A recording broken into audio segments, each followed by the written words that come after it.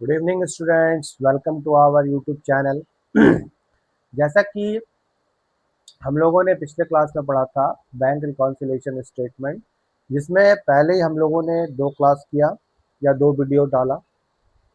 सबसे पहला introduction of BRS, जिसमें मैंने बताया कि वो क्या होता है, कैसे ट्रीटमेंट होता है, कैसे किया जाता है, बीआरएस क्यों बनता है।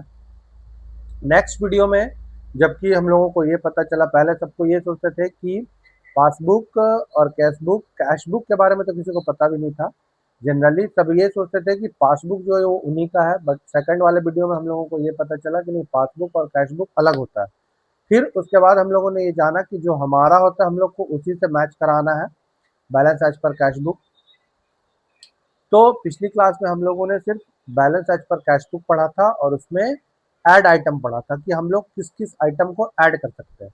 आज हम लोग ये सीखेंगे कि यदि बैलेंस एज पर कैशबुक है, हम लोग बीआरएस बना रहे हैं, बैंक रिकॉन्सिलिएशन कर रहे हैं, तो उसमें हम लोग ये जानेंगे कि यदि बैलेंस एज पर कैशबुक है तो उसमें लेस किन किन आइटम्स को करना है या फिर किन किन ट्रांजेक्शन को करना है।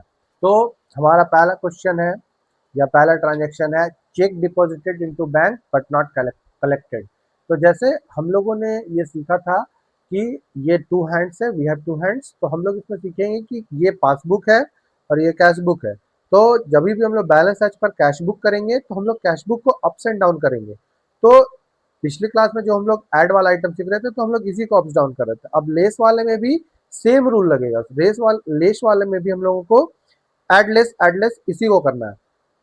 तो अभी हम लोगों को सीखना है कि लेस आइटम सीखना है। तो इसमें सबसे पहला क्वेश्चन हमारे पास, cheque deposited into bank but not collected.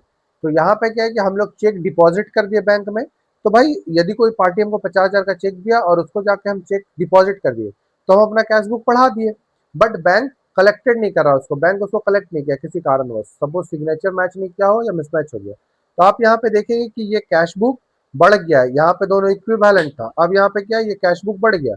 अब कैशबुक बढ़ गया तो इसके साथ तो मैच कर नहीं रहा, तो हमको पता है कि हमको इसी को अप्स डाउन करना है।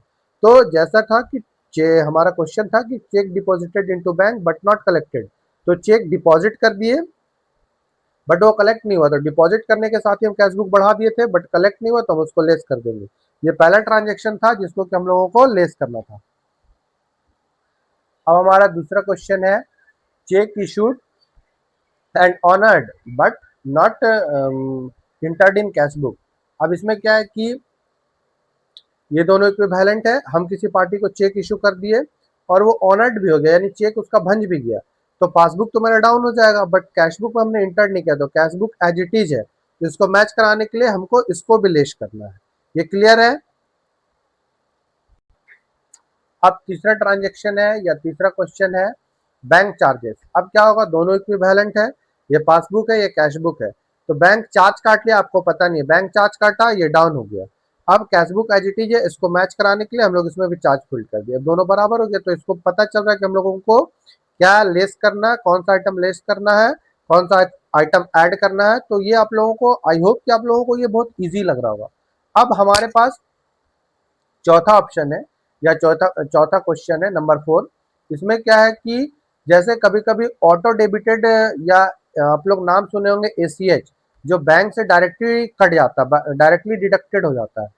तो उसमें क्या है कि जैसे कोई कोई monthly wise insurance premium paid करते हैं या कंपनी इंश्योरेंस प्रीमियम पेड करता है, तो वो ऑटो डिडक्ट हो जाता है। तो इसमें क्या है कि यदि पासबुक में ऑटो डिडक्टेड लगा हुआ है या एक्टिव किया हुआ है तो पासबुक से इंश्योरेंस प्रीमियम पेड करना है। तो ये दोनों इक्विवेलेंट है, हमको पता नहीं है, वो अपना डेट पे, जिस डेट पे उसको कटना था, डिडक्शन होना था, उस डेट पे इंश्योरेंस प्रीमियम पेड हो गया, तो इंश्योरेंस प्रीमियम पेड होगा तो पासबुक का बैलेंस डाउन हो जाएगा। ये अभी तक खड़ा है, इसको बराबर करने के लिए दोनों इक्विवेलेंट कर दिए, इसको लेस कर दिए। तो ऐसा जहां पे भी ऐसा आइटम आपको दिखेगा उसको आपको लेस करना है। अब नंबर 4 जो काफी इंटरेस्टिंग है, अब हमारे पास जो ट्रांजेक्शन है वो क्या है, if any amount wrongly debited in passbook. अब क्या है कि ये दोनों इक्विवेलेंट है वो क्या क्या, पासबुक बैंक इसमें रॉन्गली डेबिटेड कर दिया, वो जानबूझ के नहीं किया, गलती से कट गया, तो ये क्या हुआ, ये ऑटोमेटिक डाउन हो गया और ये कैशबुक जो है खड़ा है, हमको पता ही नहीं है। जब हम स्टेटमेंट दे के मैच कराने गए तो हमको पता चला कि वो रॉन्गली डेबिटेड हो गया, यानी मैंने कोई भी ट्रांजेक्शन नहीं किया, कुछ भी नहीं किया, बट ये रॉन्गली डेबिटेड हो गया, ये घट गया। अब इसको क्या, कैश बुक को भी इसको भी मैच कराने के लिए घटा देंगे। ठीक है, क्लियर है। तो आप लोगों का balance as per cash book, add item और लेस आइटम, ये क्लियर है।